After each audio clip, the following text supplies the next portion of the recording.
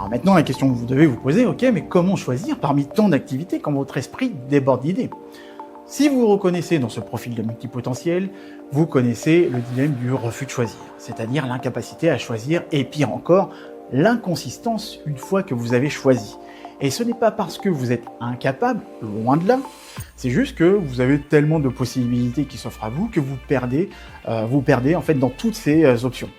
Juste en face de vous, c'est compliqué de pouvoir faire un choix parce que vous pouvez avoir des regrets, des remords, etc. Mais voilà le truc, vous ne pouvez pas tout faire. Vous ne pouvez pas aller à droite et à gauche, ce n'est pas possible, sinon vous restez au point mort. Alors comment décider où mettre son énergie? Le truc qu'il faut que vous compreniez bien, choisir, ce n'est pas renoncer, c'est prioriser. Pour cela, je vous propose une méthode très simple mais terriblement efficace pour retrouver votre clarté. Vous êtes prêts? Alors on y va. Écrivez tout ce qui vous fait vibrer.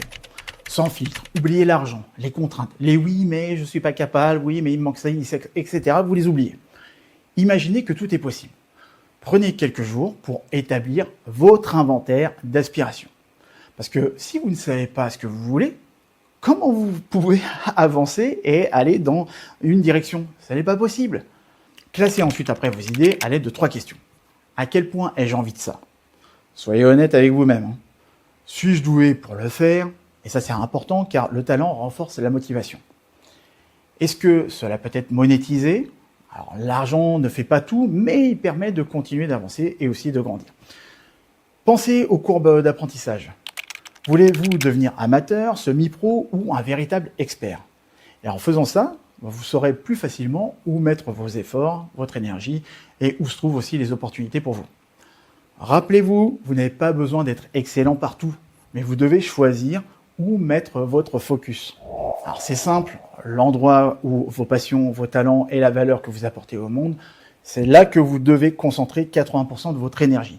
Le reste, ce sont des activités que vous pouvez faire par plaisir en tant qu'amateur. Mais votre vrai travail, c'est ici, dans cette intersection. Et oui, je sais ce que vous pensez, mais je veux tout faire, etc. Oui, mais écoutez bien, moins, c'est toujours plus. Vous voulez de la clarté? Ok, apprenez à simplifier. Choisir une voie. Ça ne veut pas dire en fait que vous allez forcément abandonner toutes les autres voies qui sont possibles et qui s'offrent à vous.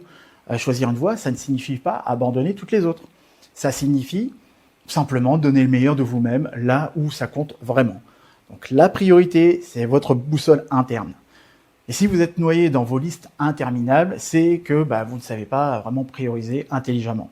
Donc voici ce que vous devez retenir. Ne confondez pas urgence et importance.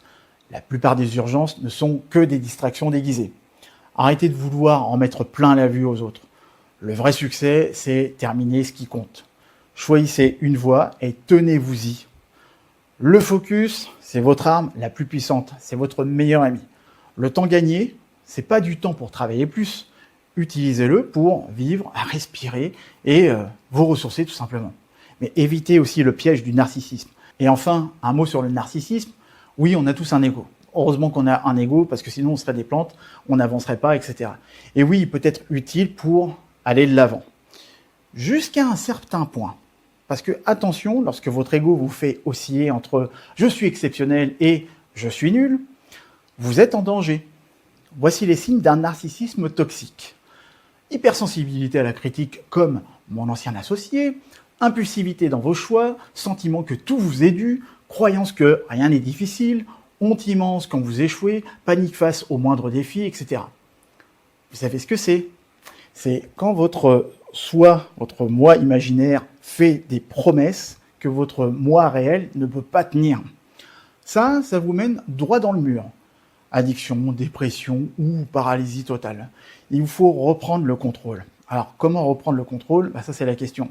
Déjà, entourez-vous de vraies personnes.